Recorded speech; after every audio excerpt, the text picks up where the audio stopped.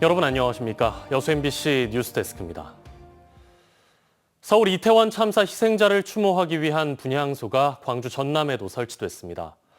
분향소를 찾은 시민들은 다시는 일어나지 않아야 할 참사라며 희생자들의 명복을 빌었습니다. 우종훈 기자입니다. 도와드리지 못해 죄송합니다. 그곳에선 부디 아프지 마세요. 이태원 참사 분향소에 시민들의 마음이 적힌 메시지가 붙었습니다. 광주시청에 설치된 희생자 추모 분향소엔 시민들의 발길이 이어졌습니다. 이렇게 허무하게 돌아가신 희생자들한테 너무 안타까운 마음 금치 못하겠고요. 그 희생자들이 하늘나라에서나마 편히 쉬셨으면 좋겠다는 생각이 듭니다. 시민들은 애도가 먼저라면서도 희생자를 보호하지 못한 원인과 책임을 국가에 물었습니다. 사고 수습이 먼저이지만 그 원인은 철저하게 좀 규명해서 다시는 이런 사고가 후진적인 사고가 일어나지 않도록 해야 된다고 생각합니다. 시민들이 5.18 민주광장에 자발적으로 설치한 합동 분향소에도 국화꽃이 놓여졌습니다. 조문에 나선 젊은 층들에겐 또래들에 닥친 참사가 남의 일 같을 수 없었고 안타까운 사고로 많은 희생자가 발생해가지고 마음이 너무 아프고요. 제 옆집 사는 동생 같고 언니 같고 그래서 마음이 좀 아파서 다시는 같은 사고가 반복되지 않기만 바랐습니다.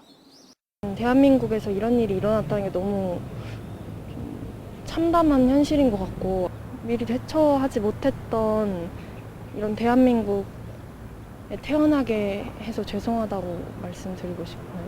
광주에서는 이웃 주민들이 희생자 빈소를 찾아 조문하고 함께 모은 마음을 전달하기도 하는 등 애도가 이어졌습니다. 오는 5일 국가 애도 기간 동안 계속되는 광주시청사 분향소는 저녁 10시까지, 전남도청사 분향소는 저녁 8시까지 운영됩니다. MBC 뉴스 우종훈입니다.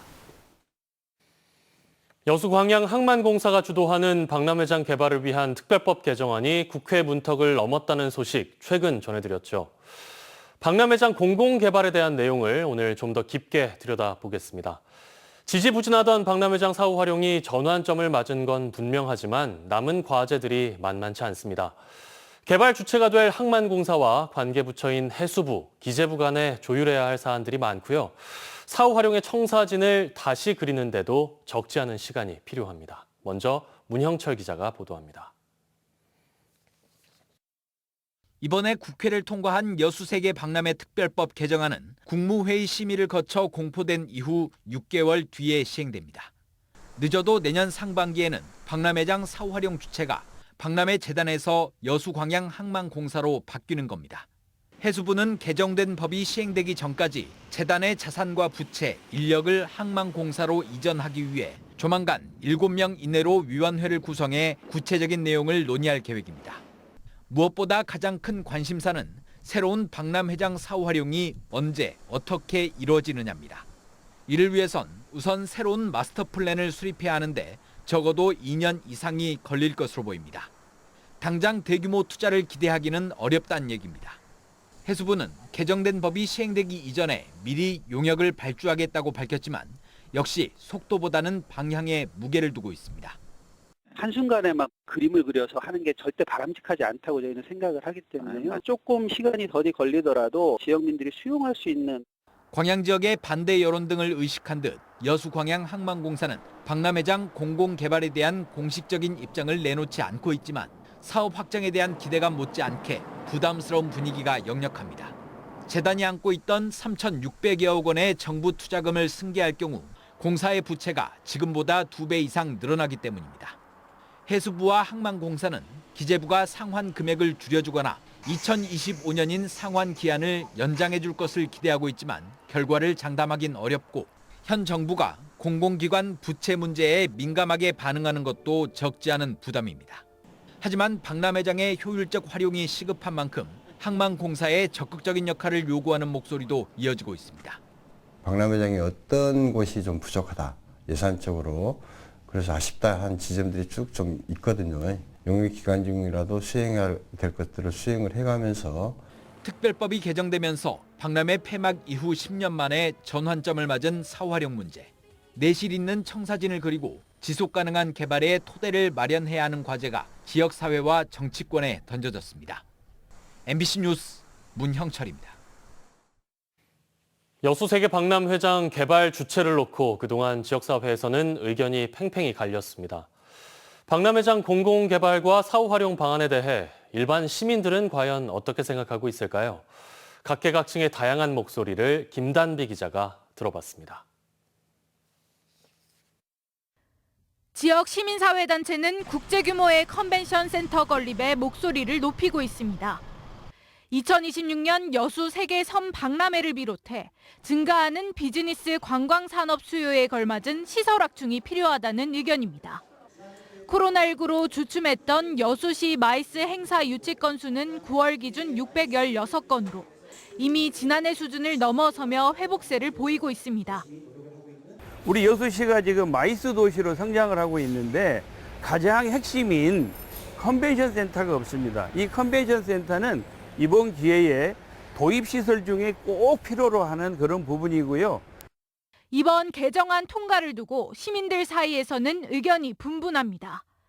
여수시가 운영을 떠맡기에는 재정 부담이 컸다며 환영하는 시민들이 있는 반면 개발이 더디게 진행되지는 않을지 우려 섞인 목소리도 공존하고 있습니다. 정부에서의 엑스포를 시작을 했잖아요. 그러니까 이거는 정부에서 책임을 져줘야지. 이거 너무 큰 부지가 돼갖고 여수시에서 가려기는 너무 힘들어요. 재정이 안 돼. 저는 꾸준히 투자가 되면은 공공개발도 좋다고 생각을 하는데 이제 어떤 정책이 바뀌어버린다거나 그러면은 그게 투자되다가 멈춰버리고. 여수시도 반기는 분위기지만 사후 활용 방안에 대해서는 신중한 접근이 필요하다는 입장입니다. 지역 내 숱한 논란이 이어져 온 만큼 포럼 개최를 계획하고 있습니다.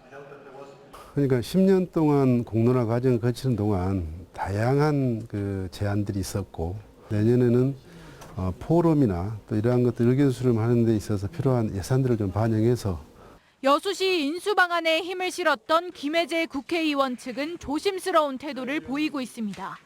입장을 정리 중이라며 시민들이 원하는 방향으로 추진될 수 있도록 노력하겠다고 전했습니다. 여수세계 박람회법이 어렵게 통과된 만큼 이제는 갈등을 봉합하고 박람회장 개발을 위해 머리를 맞대야 할 시점입니다. MBC 뉴스 김단비입니다. 광양에도 일본군 위안부로 모진 세월을 견뎠던 할머니가 있습니다. 문명금 할머니는 1935년 봄 일본인 말에 속아 전쟁터로 향한 뒤 10년을 보냈습니다.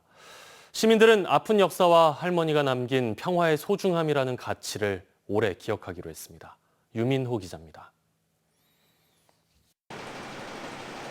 가을 단풍 아래 일본군 위안부 할머니를 기억하기 위한 광양 평화의 소녀상이 서 있습니다. 꼭 담은 입은 일본의 사과를 기다리겠다는 굳은 의지를, 손 위 비둘기는 전쟁 없는 평화를 상징합니다. 광양에도 아픈 역사가 있습니다. 1917년 진상면 구항리에서 태어난 문명금 할머니. 할머니는 1935년 봄 친구들과 광양 건너 하동으로 갔다가 한 일본인을 만났습니다. 공장에 취직시켜준다는 말에 속아 부산항으로 향했고 중국과 러시아의 접경 지역인 헤이룽장성 소노현에서 일본군 위안부로 10년을 보냈습니다. 지옥 같은 전쟁이 끝났지만 할머니는 고향으로 돌아올 수 없었고 같은 아픔을 견뎠던 위안부 할머니들의 도움으로 1999년 2월 64년 만에 고국 땅을 밟았습니다. 좀더 젊으시면 조금이라도 젊었으면 그래 이런 생각 들어요. 나눔의 집 생활을 시작해 세상을 떠나기 전까지 1년이란 짧은 시간 동안 수요 집회에 매주 참석하고 평화라는 메시지를 전달하기 위해 힘을 다했습니다. 전쟁 없는 평화, 이런 것에 대해서 뒤늦게 깨닫고 나서 베트남 민간인 학살에 관심을 가지시고 자신이 정의연과 국가로부터 받은 4,300만 원과 광양에서는 2018년 소녀상이 세워진 뒤 할머니를 기억하기 위한 추모제가 매년 기일에 맞춰 11월 초에 열리고 있습니다. 위안부 역사를 부정하는 일들이 발생하고 있기 때문에 이후에 지역에서 잊혀진 역사를 발굴하고 보존하고 계승하는 추모제라고 할 수 있겠습니다. 올해 추모제는 이번 주 수요일 저녁 소녀상 앞에서 개최됩니다. 달려라 달려 한정없는 지평선을. MBC 뉴스 유민호입니다. 순천시 체육회가 지난 2년여 동안 예산 편성을 부적정하게 처리하고 회계 지출 절차도 미흡했던 것으로 지적됐습니다.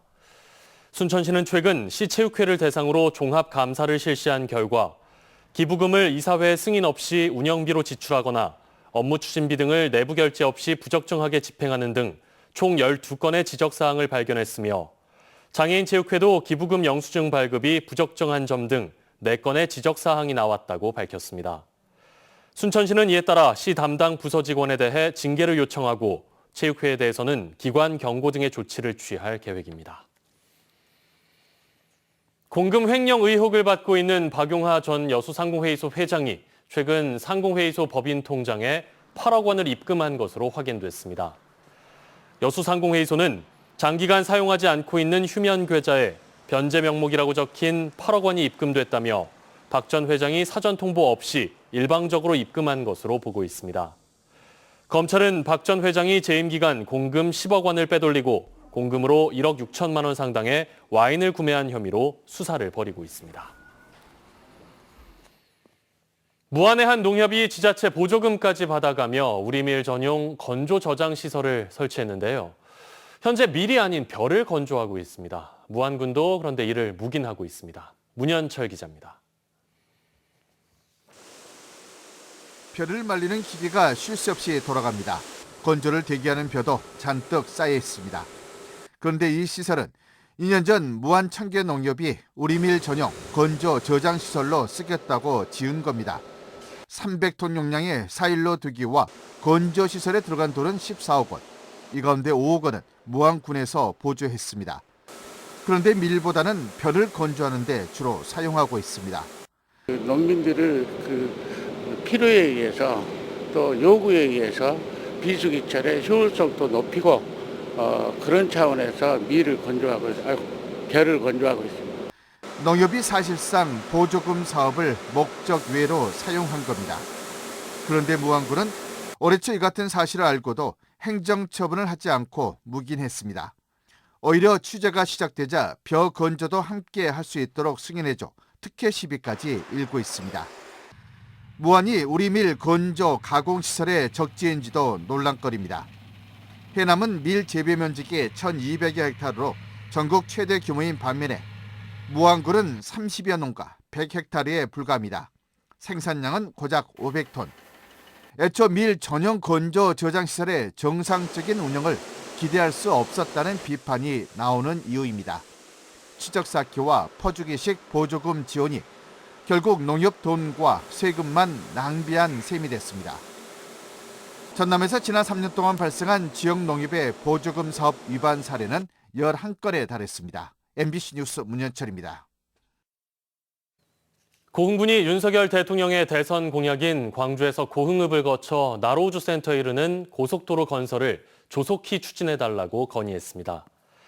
공영민 고흥군수는 최근 서울 용산 전쟁기념관에서 열린 전국시장군수 구청장 대상 국정설명회에서 지방화 시대 국가균형발전 차원에서 SOC 조성은 매우 중요한 사안이라며 광주 나라도 간 고속도로 사업이 예타 면제 사업으로 추진돼야 한다고 강조했습니다. 고흥군은 광주 나로우주센터 간 고속도로 건설이 윤석열 정부의 120대 국정과제로 채택된 우주발사체 클러스터 조성과 직결돼 있는 만큼 중앙정부와 긴밀히 소통하고 있다고 밝혔습니다.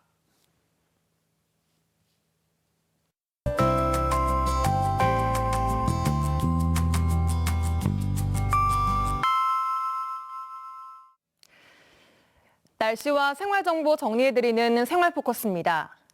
전라남도가 시행하고 있는 조상 땅 찾기 서비스를 내년부터는 비대면 온라인으로 이용할 수 있습니다. 올해 전남도에서 12,900여 명이 이 서비스를 통해서 조상 명의의 4,377만 제곱미터 상당의 땅을 찾게 됐습니다. 코로나19 확진자 수가 확 늘었습니다. 전남 동부 지역에서만 전날보다 400여 명이 늘면서 오늘 0시 기준 665명을 기록했습니다. 여수가 255명으로 가장 많았고 순천이 196명, 광양 168명, 고흥은 46명입니다. 광양시가 겨울철 코로나19 재유행 대비를 위해 변이 바이러스에 맞게 개발된 2가 백신 접종에 참여해달라고 밝혔습니다. 현재 18세 이상이고 1, 2차 백신 접종을 마쳤다면 사전 예약을 할 수 있고요. 오는 7일부터 접종이 가능합니다. 11월 치고는 포근한 하루였습니다. 종일 맑은 가운데 낮 기온이 최고 23도까지 올라 완연한 가을날을 보였습니다. 내일도 오늘과 비슷하겠지만 아침 기온은 더 떨어지면서 일교차가 조금 더 커집니다. 전남 동부 지역 하늘은 내일도 맑겠습니다. 지역별 기온 보시면 아침 기온은 여수 12도, 순천 8도, 고흥은 6도로 낮게 출발하지만 낮 기온은 순천, 광양 22도, 여수 20도, 고흥도 21도까지 오르겠습니다. 큰 일교차에 대비 잘 하셔야겠습니다. 바다의 물결은 앞바다에서 0.5m, 먼 바다에서는 최고 2m로 비교적 잔잔하게 일겠습니다. 내일 여수의 만조 시간은 오후 4시 39분, 간조 시간은 오전 9시 12분입니다. 지금까지 생활포커스 송유라였습니다. 오늘 오전 8시 45분쯤 여수시 소경도 선착장 인근 해상에서 표류하던 60대 남성이 구조됐지만 끝내 숨졌습니다. 여수해경에 따르면 이 남성은 심정지 상태로 병원에 옮겨졌지만 숨졌고 신체에 별다른 외상 흔적은 없는 것으로 전해졌습니다. 해경은 인근 CCTV 분석 등을 통해 정확한 사고 경위를 조사하고 있습니다. 과속 단속 카메라 설치로 최근 5년 사이 여수 지역의 교통사고 사망자 수가 크게 감소한 것으로 나타났습니다. 여수경찰에 따르면 교통사고 사망자는 지난 2018년 33명에서 올해 10월 기준 11명으로 66% 줄었습니다.